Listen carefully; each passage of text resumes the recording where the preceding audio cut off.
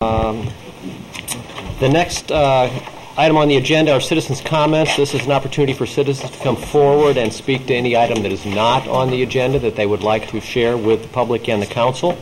I have one request tonight for a gentleman to come forward. John?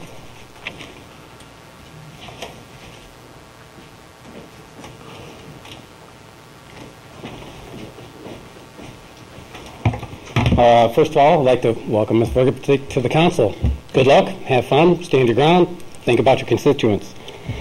I'd like to also thank the rest of the council for taking the time to listen to your constituents, and I would encourage all of you to become more proactive in contacting the people in your ward as much as possible, trying to keep us all informed of what's going on and what steps you're taking to fix a lot of the problems that are happening. In looking over the agenda for tonight's meeting, a number of things popped out on me. A few of them: the check register, a number of payouts that seem to be in direct opposition of your desire to trim the budget, shore up spending, and encourage fiscal responsibility. $1,000 for Christmas tree lights, which, if I read correctly, came out of the TIF funds. I'm sure that if you guys reached out to the community, you could get donations or gift certificates to Lowe's for more lighting or decorations or non-essential spendings like that. Instead of having like a canned food drive, you could have maybe a decorations drive. Just a little thing to throw out there.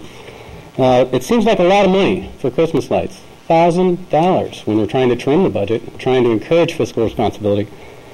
So it's just too much. There's a lot of cheaper places to get stuff like that. Big lots. $1.99 for something we're spending $4.99 for. It may seem like a petty difference of $3, but when the total bill adds up to $1,000, seems like a common sense kind of thing.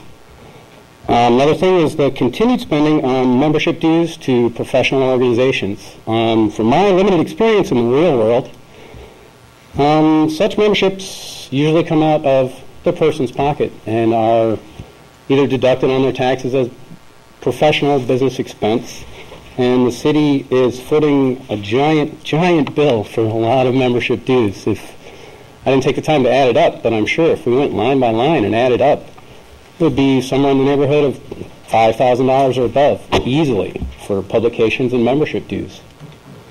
Last thing, just for general comments, is directed towards Mr. Espiritu. In your statement on the 6-month report, how can you use terms like, I can comfortably say that we're going to be $2 million short? How can you, in your position as a financial manager for our city, be comfortable in that? Just something to think about.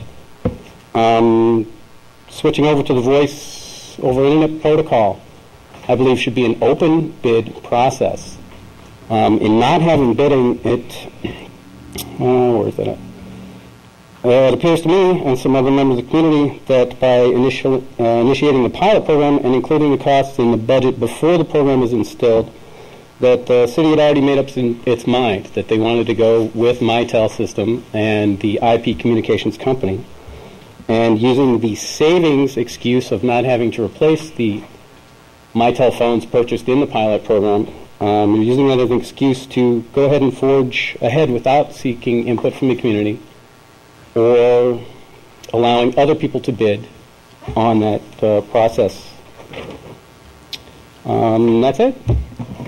Thank you, John. Thank you for listening. Stay involved, and at budget time, we'll be going through every one of these line items, I'm going to guess. And I don't know if you made the committee of the whole, but we did discuss that we will be bringing back, take a look at those bids, and then as part of that, we will be looking at what it would cost to replace those things, even if we want to at a lower bid. So we are looking at those very closely. All right, thank you, John.